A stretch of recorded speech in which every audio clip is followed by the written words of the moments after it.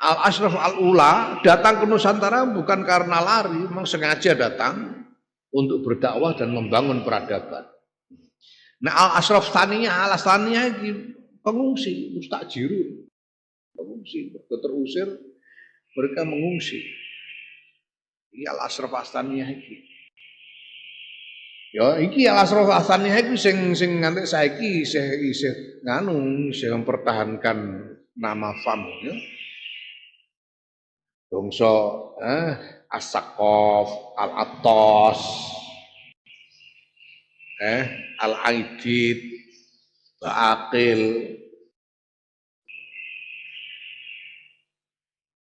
Syihab, iki Al-Ashraf Tsaniyah, pengungsi, pengungsi, ngene ngungsi, lari dari orang-orang Wahabi, ditolong oleh orang-orang Nusantara, orang Jawa ditulungi, panggono, insyaallah.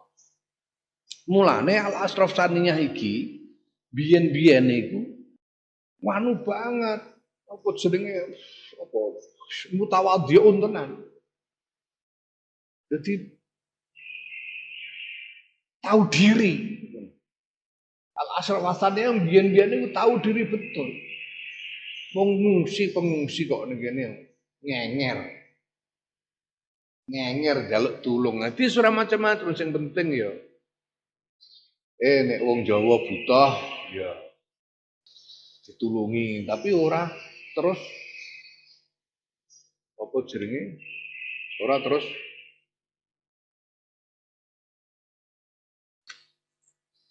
berlagak memimpin orang Jawa, ora. Malah menghindar.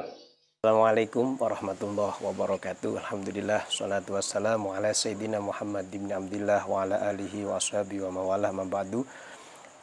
Para pemirsa, pada kesempatan malam hari ini kita akan meluruskan pidato Kiai Haji Yahya Stakuf, yang dimana di situ beliau mengatakan para habaib ini lari, ya, dari Wahabi ke Nusantara, mereka adalah pengungsi. Bahkan ya ada beberapa kalimat yang beliau ucapkan kurang tepat. Ya, ada unsur kayak menganggap para habaib itu ingin memimpin orang Jawa, arogan atau apa. Ini yang akan kita luruskan. Nah, tadi pemirsa saya harap sudah menyimak video beliau walaupun hanya sekilas. Di situ ada beberapa hal yang saya catat. Video beliau yang ada di channel Gus Fuad channel itu sudah saya lihat berkali-kali. Dan di situ ada beberapa hal yang kurang mengenakkan yang harus kita luruskan. Yang pertama, beliau mengatakan Al-Ashraf Al-Ula dan Al-Ashraf Tsaniyah. Para sadah, para habaib ini dibagi dua. Yang pertama Al-Ashraf Al-Ula dan Ashraf Tsaniyah. Yang Al-Ula ini katanya datang ke Indonesia murni berdakwah, sedangkan yang kedua datang ke Indonesia ini karena lari dari kekejaman Wahabi. Apa sebenarnya benar demikian? Beliau mengatakan orang-orang Ashraf Tsaniyah inilah yang sampai sekarang tetap berpegang dengan klan mereka, yaitu As-Sagaf, Al-Attas, Al-Aidid dan lain sebagainya. Kalimat ini sebenarnya tidak tepat. Karena apa? Kalau kita baca sejarah para habaib yang datang ke Indonesia, seperti Al-Habib Soleh Tanggul, Al-Habib Abdul Qadir Bil Faqih, Habib Ja'far bin Syekhon As-Sagaf, ini mereka tidak berasal dari Saudi, tidak berasal dari Mekah, lari karena kekejaman Wahabi, tidak. Tapi mereka benar-benar berasal dari Hadramaut, datang ke Indonesia untuk berdakwah. Jadi bukan lari, bukan mengungsi. Ini kalimat yang tidak tepat. Memang ada sebagian habaib dan itu sedikit sekali yang lari. Tapi kalimat lari tidak tepat. Mengungsi juga tidak tepat.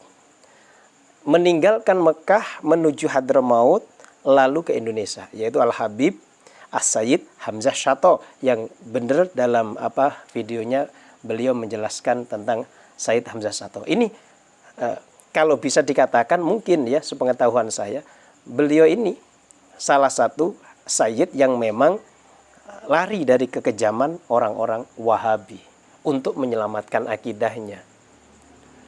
Tapi sebelum ke Indonesia, beliau ke Hadramaut dulu. Jadi kebanyakan para habaib ini tidak lari dari kekejaman Wahabi, tidak mengungsi, tidak. Tapi karena memang dorongan dakwah datang ke Indonesia.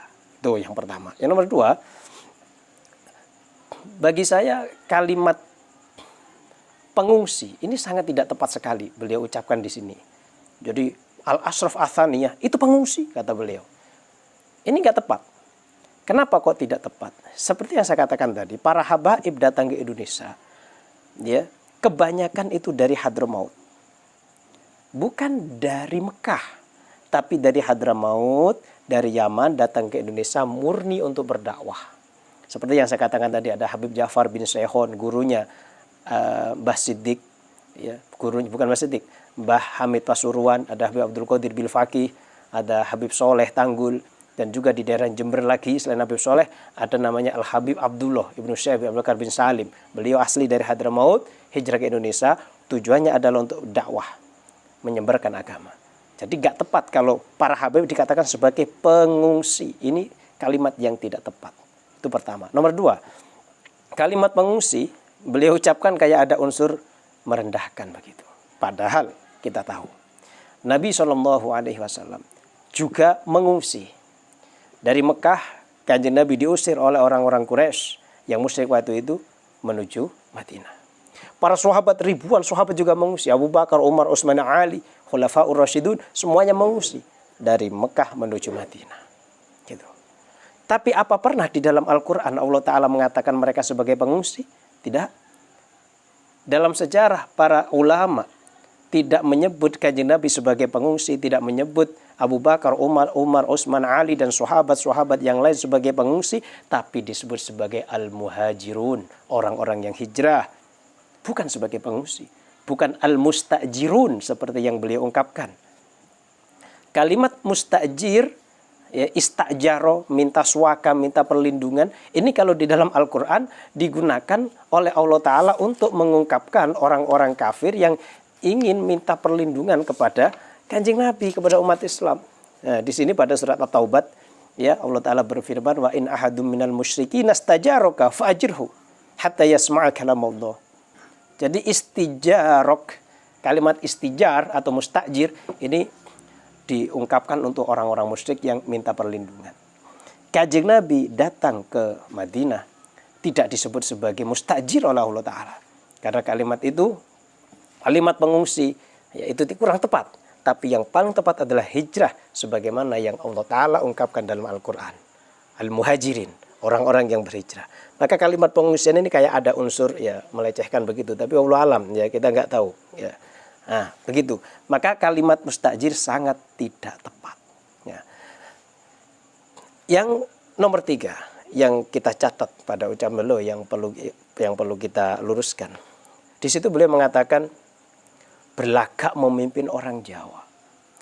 Para habaib datang ke Indonesia ini, ingat, bukan sebagai pengungsi, tapi murni berdakwah.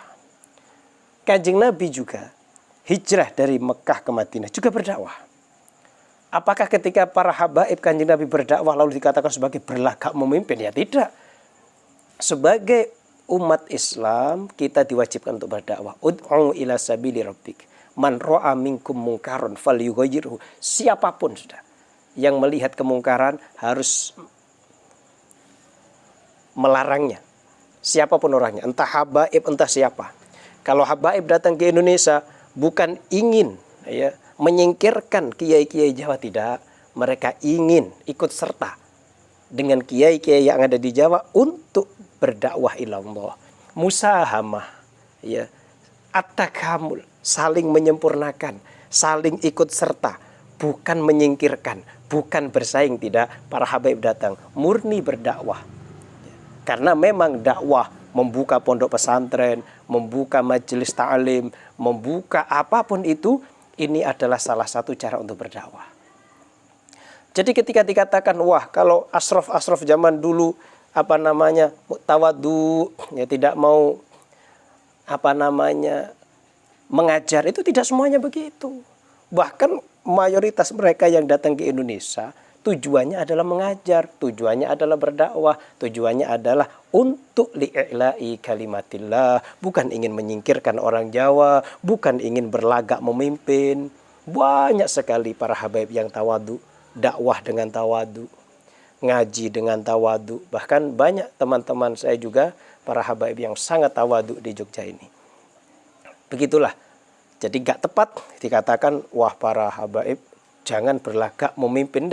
Para habaib yang ada di Indonesia saat ini membuka majelis, membuka pondok pesantren, itu tidak ada tujuan untuk berlagak memimpin, tapi tujuannya benar-benar untuk li'i'la'i kalimatillah, untuk menyebarkan agama Allah, untuk mengikuti anjuran datuknya para habaib, yaitu Rasulullah Shallallahu Alaihi Wasallam. Dan banyak para habaib ya yang memang melalui mimpi ditugaskan oleh Allah Ta'ala untuk berdakwah keluar daripada Hadramaut sampai bahkan ke Indonesia. Salah satunya adalah Al-Habib Abdul Qadir Bil-Faqih.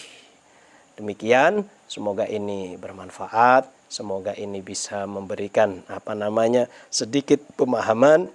Saya juga manusia biasa yang banyak salahnya, kurang lebihnya saya mohon maaf. Assalamualaikum warahmatullahi wabarakatuh.